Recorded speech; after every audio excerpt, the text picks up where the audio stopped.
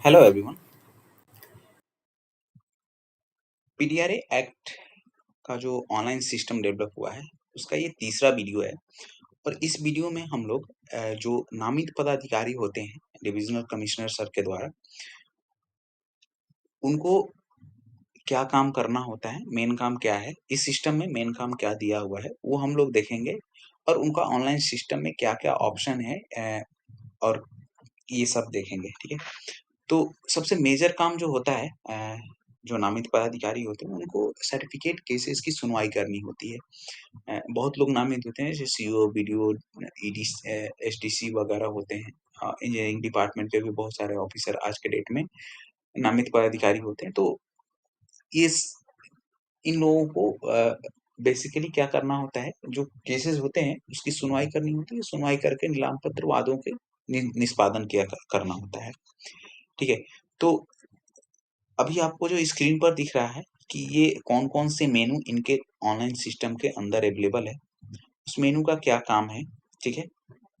ये आपको दिया हुआ है। आप ये यूज़र मैनुअल पढ़ भी सकते हैं, जो वेबसाइट पर है, उस पर सबसे पहले यूज़र मैनुअल दिया हुआ है, डाउनलोड करिए और उसको पढ़ लीजिए।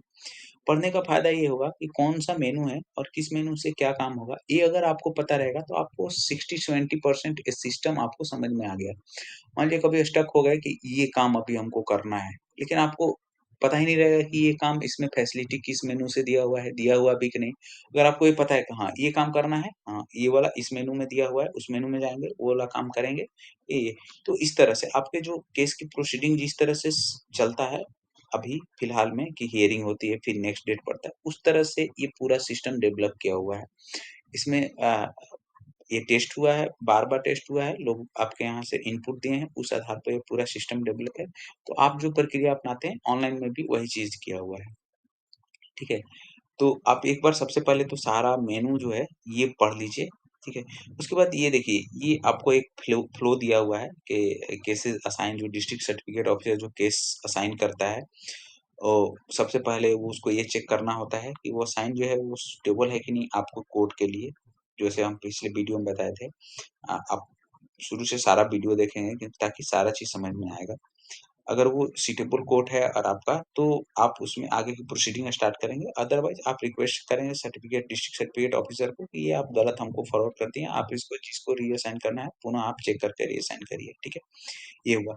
दूसरा हुआ कि अगर सही रहा, तो सबसे पहले फर्स्ट नोटिस इश्यू करते हैं डेटर को और नेक्स्ट हियरिंग डेट उसको बताते हैं और कॉज लिस्ट पब्लिश करते हैं, ठीक है?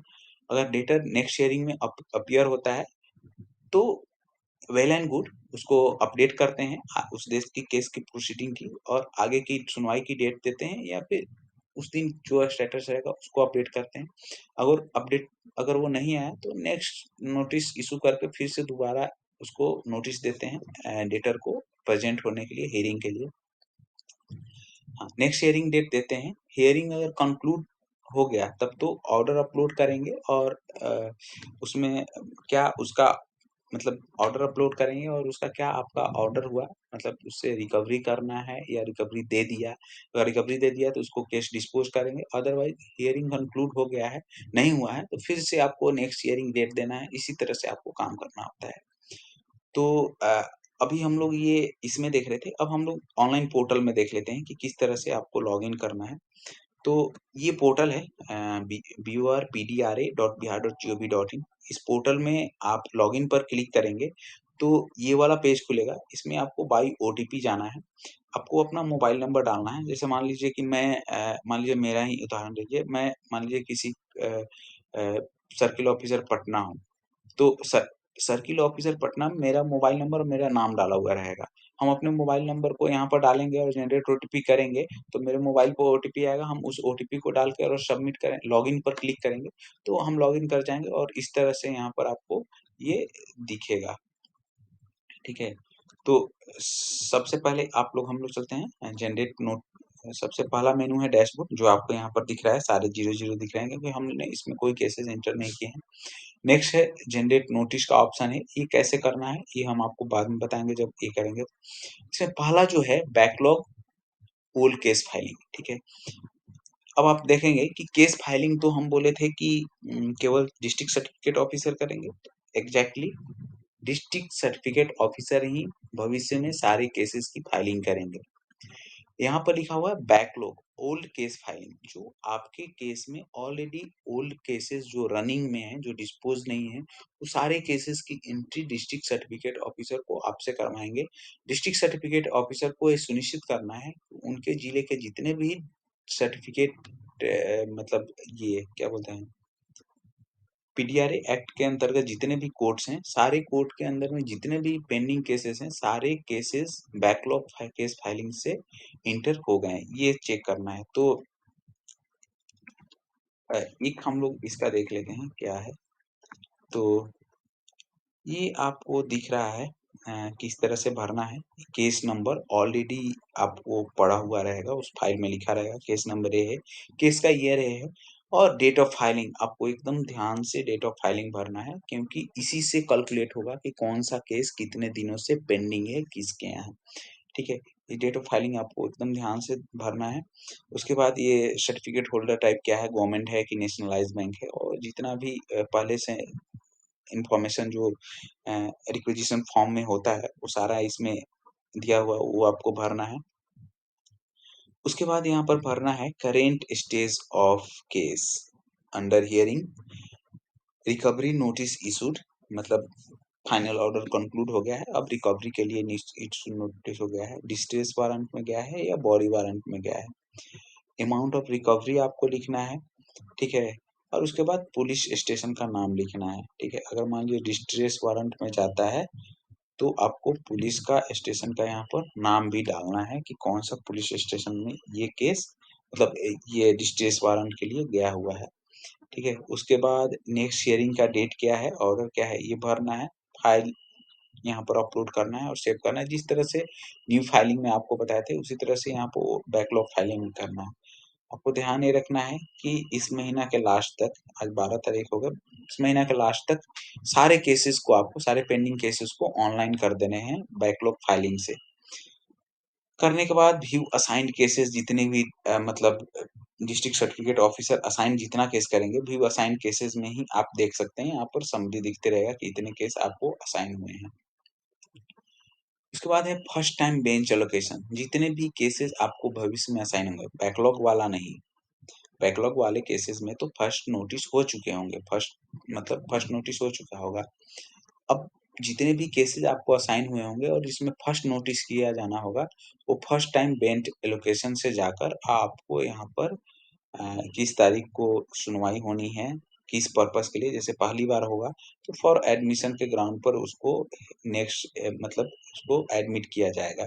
ठीक है, इसमें केस नंबर डालिएगा, सर्टिफिकेट होल्डर का नाम, सर्टिफिकेट डेप्टर का नाम, और उसके बाद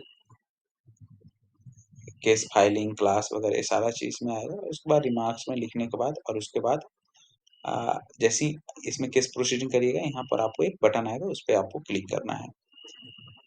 फर्स्ट टाइम बेंच एलोकेट होने के बाद आपको कॉज लिस्ट पब्लिश करना होता है। कॉज लिस्ट पब्लिश करने के लिए पहले क्रिएट कॉज लिस्ट करना होता है, और उसके बाद मॉडिफाई कॉज लिस्ट कर सकते हैं, और पब्लिश कॉज लिस्ट करना है। पब्लिश कॉज लिस्ट करिएगा तो बाहर से पब्लिक को दिखेगा कि आज के डेट में कितने केसेस की सुनवाई आप करने वाले हैं, ये सब दिखेगा। उसके बाद पहली सुनवाई के बाद केस प्रोसीडिंग में आना है, केस प्रोग्रेस में जाना है, और केस प्रोग्रेस में आने के बाद आगे की प्रोसीडिंग डालनी है। जैसे केस प्रोग्रेस में आज किसी केस की सुनवाई हुई, तो वो ऑलरेडी यहाँ पर आते रहेगा कि कौन से केस है। इस तरह से आपको केस की प्रोसीडिंग करनी है। एक अलग से केस का प्रोसेस हम करके आपको बताएंगे, अभी हम केवल ये बता रहे हैं कि इस मेनू से क्या काम होगा।